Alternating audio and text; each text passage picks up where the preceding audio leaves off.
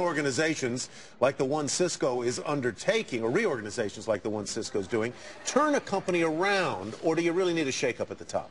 Let's bring in someone who's been there, former Medtronic chairman and CEO Bill George, now a business professor at Harvard, and we also have CNBC's Herb Greenberg with us.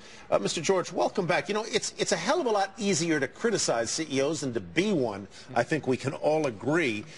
How much time do you need to turn a big company like Cisco around, and how do you know whether it's working or not? Great question, Tyler. I think he's doing the right things in the short term. I'm not a believer in management by committee. I never was, and I'm glad he's taken out all those committees because they just create bureaucracy. But he's doing the right thing and taking some costs out because growth companies tend to pile in too much cost, taking $1 billion off. But in terms of the product line, he will get it turned around. The switch line will come back, but they're hitting a rough patch. We had those in Medtronic as well. And it'll take a year or two to get it right. I had to do it. I can tell you. What is the key to making it go right?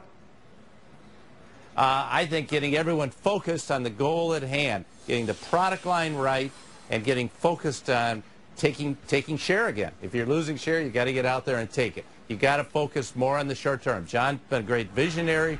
Had a great strategy. He's built up a lot of other businesses, but now he's got to get the core business right by focus. And I think that's what he seems to be doing, but now he's got to deliver over the next year or two. Okay, so Herb, longer term, do restructurings tend to work or not? Well, you know, I did a search of this with the help of FactSet, and I was surprised to find the results. And so you look at a variety of companies that have done restructuring, and obviously it depends when, does it work for an investor? That's the real question here. When you get in. So if you look at a Pfizer, which has spent almost $14 billion since 1999 when it had its first big layoff, it's underperformed the market by more than 50%. If you look at HP, since it announced its big acquisition last year, it's underperformed. This is the middle of last year. It's underperformed the S&P by about 20–25%. And that's after spending $1.5 billion. The interesting example of a positive is Oracle. It's done tremendously well, spending over $1 billion in restructurings, but it's made a lot of acquisitions in the process. So, Bill, though, Herb raises a very interesting question. I asked him whether restructurings worked, and he said, the question is, do they work for the investor? Those are really two different things. A company can restructure and be successful, but Wall Street might not respond by moving the needle on the stock price.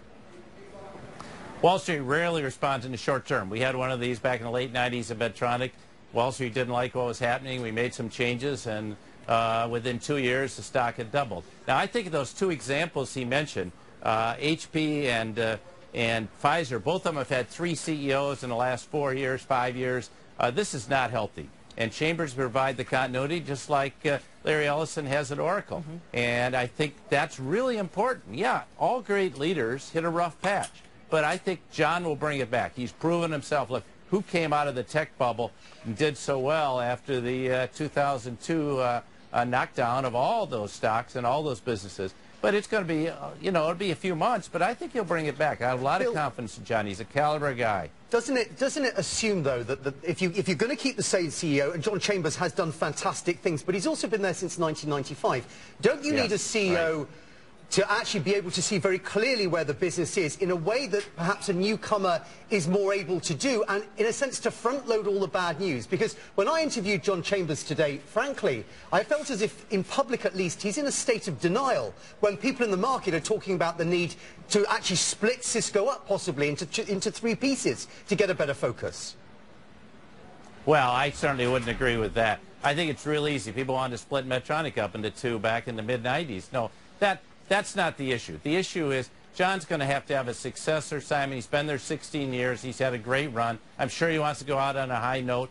But, a few more years, he's going to need a successor. And he's got 5 executive VPs. He's got to be lining up who that's going to be. And I think as he gets back to getting rid of all the committees, focusing on line and getting the near term right, and he has a lot of very good long-term development plans in place. He's got Android coming out with AT&T. I think he'll have a lot more good things coming.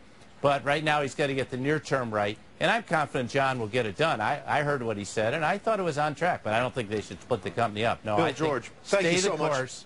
Thank you. Thank you, Thanks, as always, Bill. And Herb, thank you as well. I mean, it's, to the point, it's interesting. You let a CEO go through a rough patch, but then when do you say, Jeter, you're done? You know, yeah, I mean, it's not easy. You know, how long do you give them to turn it around? And who's right for the right phase of a company's life? Yeah. Whilst you've got a brain drain going on continuously because things aren't right within the company, that's the other thing that's going on at Cisco, of course. All right. Thanks, everybody.